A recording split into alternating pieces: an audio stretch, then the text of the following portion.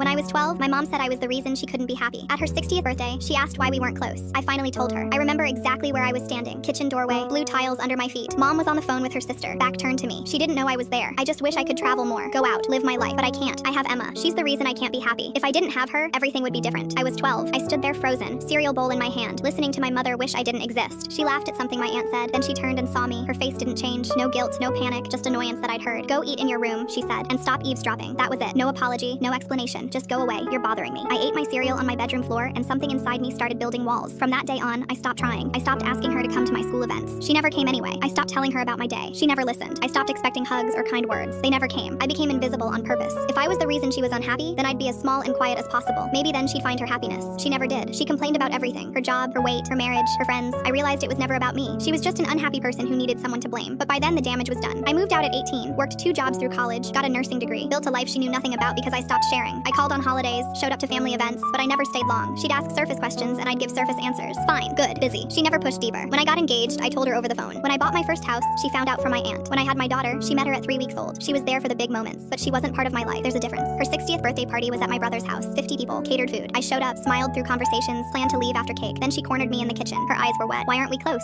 She asked. What did I do wrong? I stared at her. 23 years since that phone call, and she was finally asking. Part of me wanted to lie, keep the peace, but something cracked open. You really don't know? She shook her head. I've tried so hard with you. You've always been so cold, so distant. I've never understood why. I put down my wine glass. I was 12, I said. You were on the phone with Aunt Linda. You didn't know I was listening. Do you remember what you said? Her face was blank. You said I was the reason you couldn't be happy. That if you didn't have me, everything would be different. Her mouth opened, then closed. I waited. She was quiet for a long time. Then finally she said, that was 23 years ago. You can't still be upset about something I said 23 years ago. I felt my chest tighten. I'm not upset anymore, I said. I was upset when I was 12 and cried myself to sleep for months. I was upset when I stopped inviting you to school plays because I knew you didn't want to be there. I was upset when I moved out at 18 and you didn't even help me pack. I'm not upset now. Now I'm just distant, like you raised me to be. She crossed her arms. I didn't raise you to be distant. You pulled away from me because you told me I was the reason you were unhappy. What did you expect? That I'd keep trying to make you love me? I was 12. I needed my mom. And my mom told her sister she wished I didn't exist. She started crying. I didn't mean it like that. I was stressed. Your father and I were having problems. I was venting. I never meant for you to hear that. But I did hear it, I said. And you never apologized. You never explained. You just told me to go to my room. So I went. And I've been in that room ever since. She reached for my arm. I stepped back. I forgave you a long time ago, I said. Holding on to anger was exhausting. But forgiving doesn't mean forgetting. You asked why we aren't close. That's why. You told a 12-year-old girl she was your burden. Then you spent 23 years wondering why she built walls. I picked up my purse. I love you, Mom, but I don't owe you closeness just because you've decided you want it now.